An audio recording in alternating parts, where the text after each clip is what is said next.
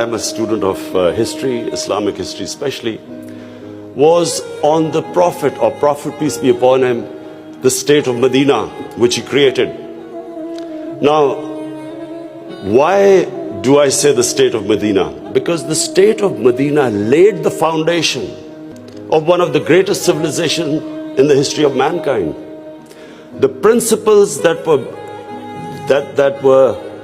found the foundation of the state of Medina is what for the next 700 years was the greatest civilization on earth. And what were those principles? The state of Medina was founded on incredible principles of justice and humanity. It was the first time a welfare state was made, a state that took responsibility of the weak, what China has done right now. That was the state of Medina, where first time a state took responsible for its poor, its weak, its orphans, its widows. In the state of Medina, the first time pensions were created. Old people were also, it was a humane state. And secondly, there was justice, rule of law. These were the two main things. And the third thing, the Prophet of Islam, peace be upon him, made seeking knowledge a sacred duty.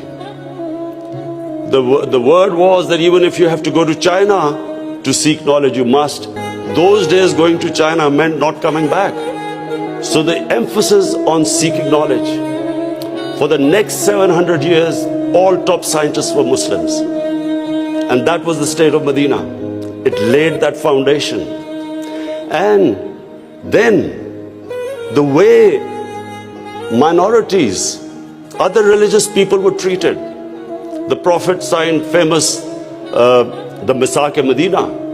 There's still a letter in St. Catherine's Church which was signed with the Christians, that your places of worship will be, till the end of time, they will be protected by Muslims. Secondly, that no forcible conversions would be in Islam. Thirdly, the Prophet's last sermon, it is a charter of human rights. It's about how human beings are equal. So it was a humane state created, rule of law, emphasis on education, that led to the growth of Muslim civilization. So this is, in Pakistan, we want the same basis of our state. The rise of what I believe, the way our country will rise, it will go back to those principles. We must, number one, have rule of law, everyone equal before the law. State must be accountable. We must have a welfare state where the state must take responsibility of its poor people. Half our population is on the poverty line or just above, and about 25% are below the poverty line. The state must take responsibility. All policies of the state must be like in China. How do we lift the people from the bottom? And the most important thing is that we must, in Pakistan, start a reform program. Reforms are painful, but it is essential if we have to get out of our current problems. So, first of all, I joined politics in '96.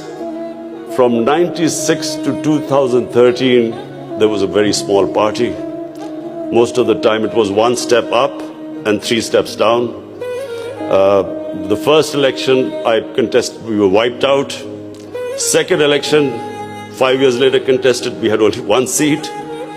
Third election we boycotted, and most of the time people made fun of me, thought we would never make it, because I'm an outsider. I wasn't from the political class. But one big lesson from sports which I learned, you only lose when you give up. So